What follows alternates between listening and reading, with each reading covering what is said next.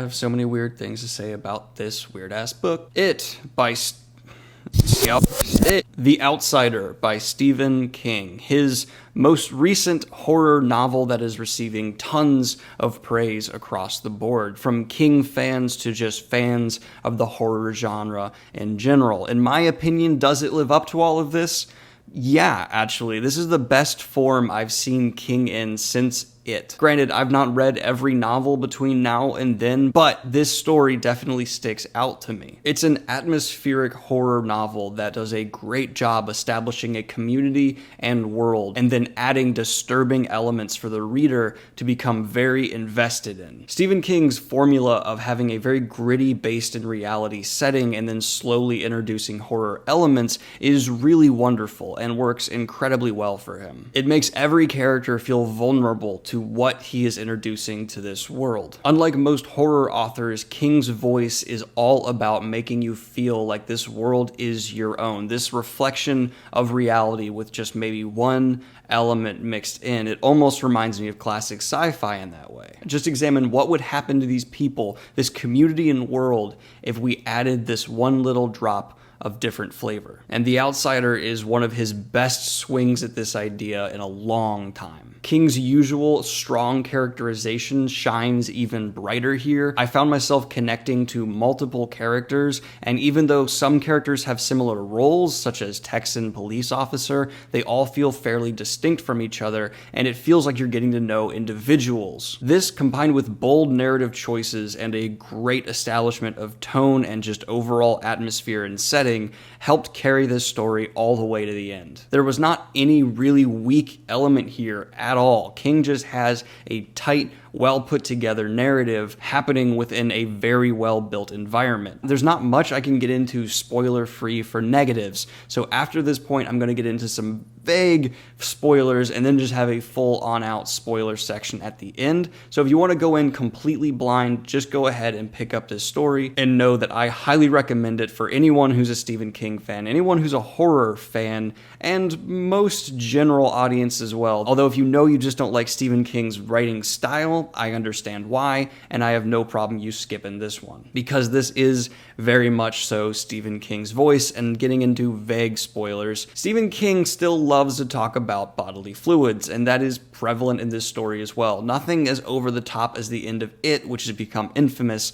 among his fans. There's still lots to talk about piss, jizz, and poop all over the place, to a point where you could argue it's in excess. Stephen King is the only author I've ever come across who will write fairly poetically and put together about jizz. It's not just a minor detail to him, it's a key element in the story he will describe. I guess you could tie that to his overall dirty realism style, but getting into a bit of the vague spoilers here, the initiating an incident and investigation of this child who was raped and murdered involves a lot of graphic detail involving these kinds of arguably too deep, dark elements. I personally think they're necessary to help establish the stakes and the tone for the reader getting into the story.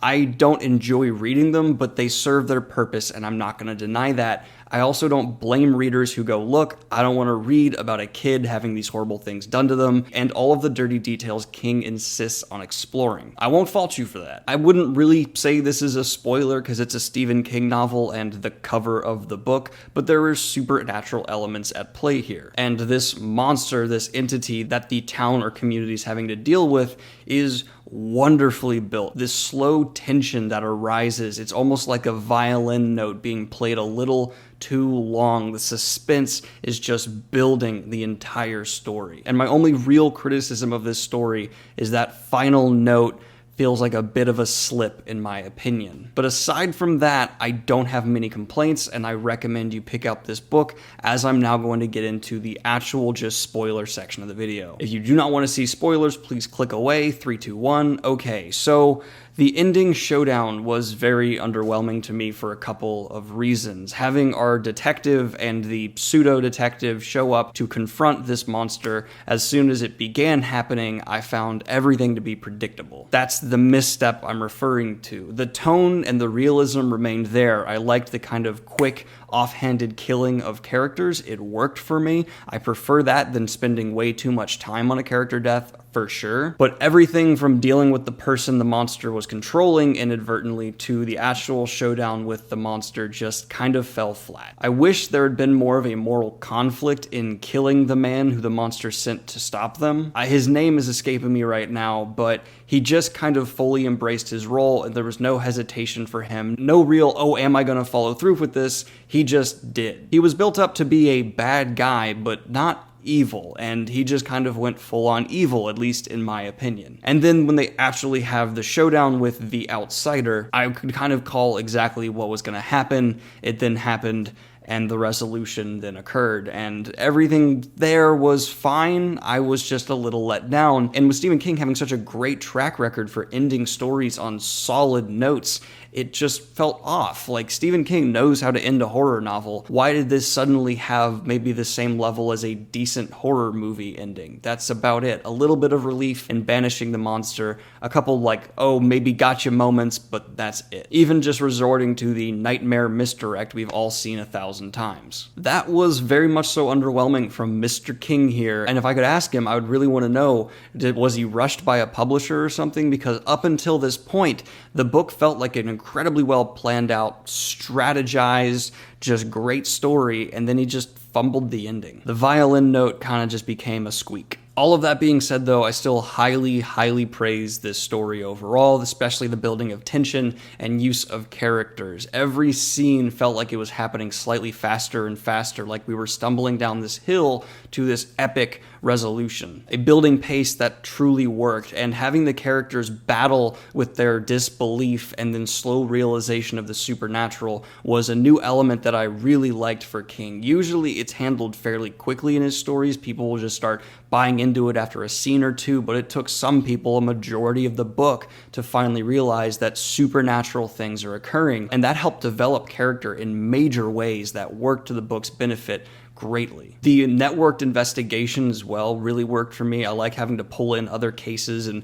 drawing together conclusions, which was better executed than a lot of detective movies pull off. Overall, for The Outsider, I'm going to just reiterate what I said. It's a must-read if you're a Stephen King fan. It's a must-read if you're a horror fan.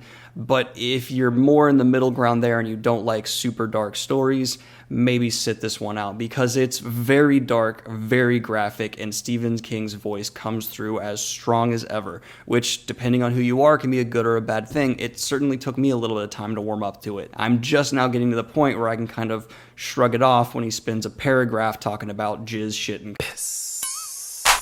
Anyway, guys, I hope you like this video. Like and subscribe if you've not already. Hit the Patreon if you want to support what I do here. And let me know what your favorite King novel is down below. I know the really popular ones, the ones that people talk about all the time, but I'm curious what his real hardcore fans think of. What are the deep cuts that maybe people outside the Stephen King bubble should pick up? Anyway, y'all, have a good one. Peace.